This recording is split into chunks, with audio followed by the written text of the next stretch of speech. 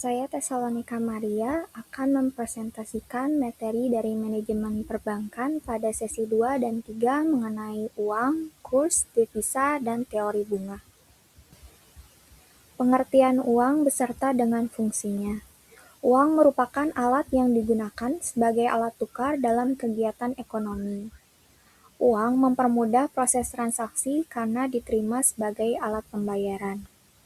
Adapun fungsi dari uang yaitu sebagai alat tukar, uang sebagai alat pembayaran, uang sebagai satuan nilai, dan uang sebagai penyimpan nilai.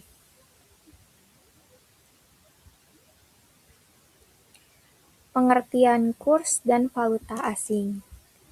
Kurs atau nilai tukar, exchange rate, adalah harga suatu mata uang terhadap mata uang negara lain. Kurs digunakan sebagai dasar dalam pertukaran mata uang antar negara. Valuta asing adalah mata uang negara lain yang digunakan dalam transaksi internasional. Valuta asing juga merupakan bagian dari devisa dan digunakan sebagai alat pembayaran dalam perdagangan internasional.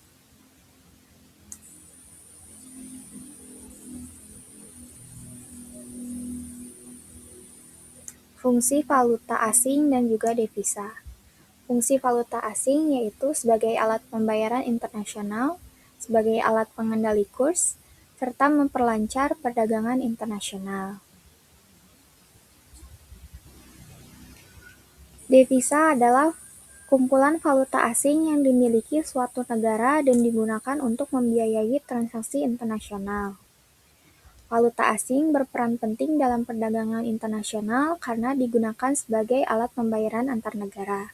Sementara itu, devisa merupakan cadangan valuta asing yang dimiliki negara untuk mendukung kegiatan ekonomi internasional.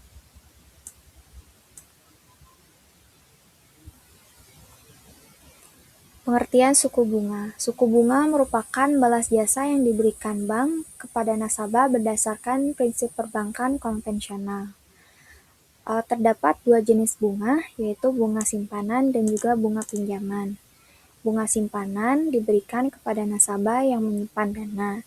Contohnya dalam bentuk tabungan, giro, dan juga deposito. Sedangkan bunga pinjaman itu dibayar oleh nasabah yang memperoleh kredit dari bank. Faktor yang mempengaruhi suku bunga. Besarnya suku bunga tidak ditentukan secara sembarangan, melainkan banyak faktor yang mempengaruhinya, seperti kebutuhan dana bank, persaingan antar bank, kebijakan dari pemerintah, target laba bank, jangka waktu pinjaman, kualitas jaminan, reputasi perusahaan, produk yang dibiayai, hubungan bank dengan nasabah, dan jaminan dari pihak ketiga.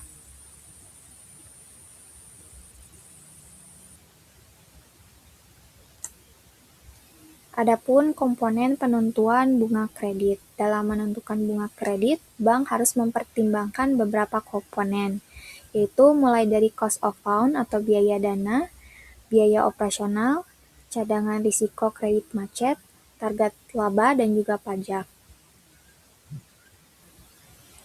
Selanjutnya mengenai deposito. Deposito merupakan produk simpanan bank dengan jangka waktu tertentu. Adapun karakteristik dari deposito, yang pertama yaitu memiliki jangka waktu tertentu. Kemudian memberikan bunga lebih tinggi dibandingkan dengan tabungan. Kemudian adanya penarikan dana dilakukan saat jatuh tempo, dan penarikan sebelum jatuh tempo dikenakan penalti. Jenis dari deposito, yang pertama ada deposito berjangka, kemudian ada sertifikat deposito, dan deposito on call. Adapun kelebihan dan kekurangan dari deposito. Dari kelebihannya, yaitu depositonya aman, dijamin oleh LPS, kemudian risikonya juga rendah, dan memberikan pendapatan bunga. Kekurangan dari deposito yaitu dananya tidak fleksibel, kemudian dipengaruhi oleh inflasi, dan imbal hasilnya juga relatif kecil.